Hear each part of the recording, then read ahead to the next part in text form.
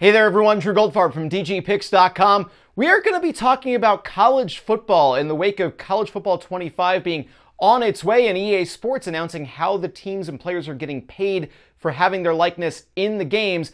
It gave me a bit of an idea on how the college football landscape could change for the better using a very similar layout.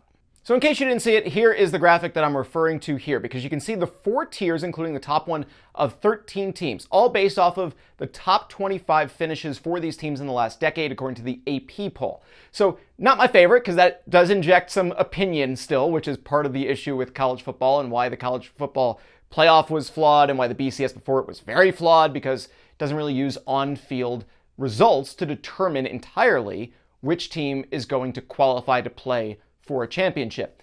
But this got me thinking, along with a comment that I saw on social media.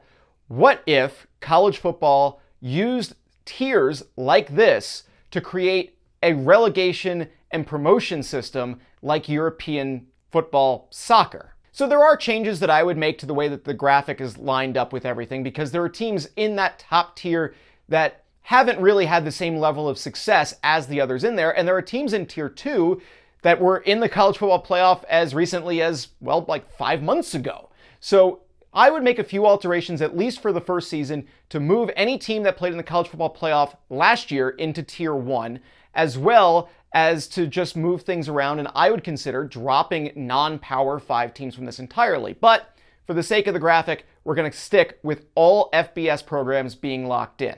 So what are we doing? Well, we're going to make 3 tiers of exactly 13 teams and put everybody else in tier 4. So we're starting with the way that these teams were lined up based off of their average finish in the AP Top 25 for the last decade. Now, if you wanted to add a Florida State, which I obviously would, but if you wanted to add a team like that because they won a Power 5 conference last season, if you want to take Washington and put them in because they made the college football playoff last season, I do agree with that approach. At the very least, Washington should be in that top tier because they made the college football playoff in the previous season.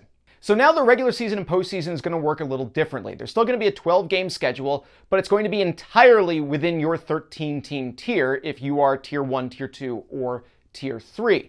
That is going to be your 12-game schedule. You're going to play everybody else in your tier exactly once. And then the top 4 teams from tier 1 are going to qualify for the college football playoff.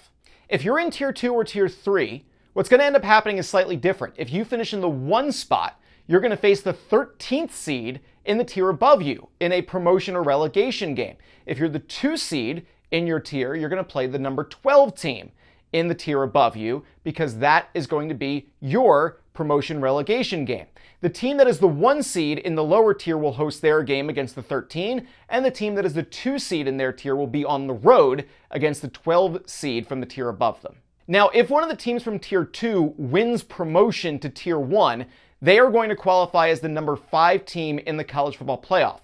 If neither team from tier 2 earns promotion in a tier 1, then the number 5 team in tier 1 gets that last playoff spot. 4 will play 5 in essentially a play-in game to determine the teams for the 4-team playoff. Now, what about tier 4? Well, that's going to be a little bit different. They're going to use all of bowl season to basically do their version of a round robin to make sure that they're getting the best of the best within tier 4.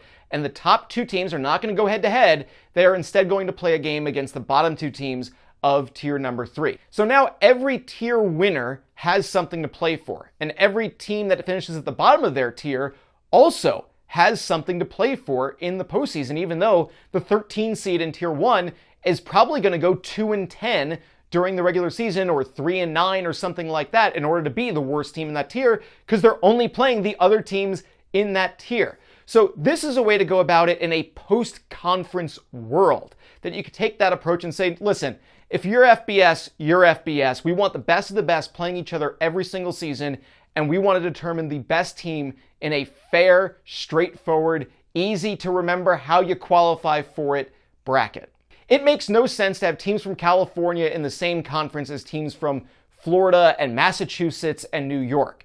It just doesn't. The traditional rivalries a lot of them are gone because of a lot of realignment. Texas A&M was not in the same conference as a team from Texas for a decade because they moved to the SEC so long ago. You're seeing a lot of rivalries get broken up, and what I would propose to kind of get those back in and to not lose more than we've already lost is a preseason game.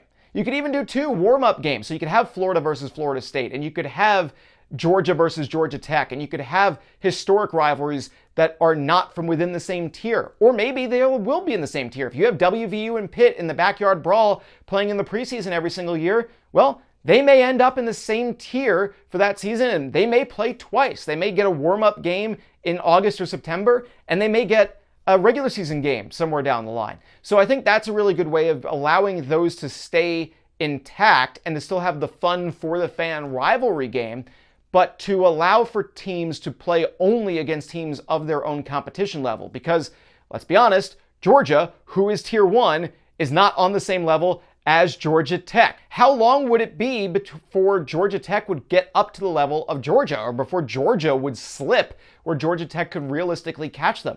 It's been a long time since those 2 schools have been on the same level. So do you like this idea, or are you just in favor of the expanded college football playoff? Do you have a different idea for what you would like to see in FBS college football? Let me know down in the comments. I'm Drew Goldfarb. Make sure you begin your free 7-day trial of dgpicks.com for plenty more videos like this, along with a lot of sports betting picks, tips, and analysis throughout the week, throughout the month, throughout the year. dgpicks.com or patreon.com/Drew Goldfarb.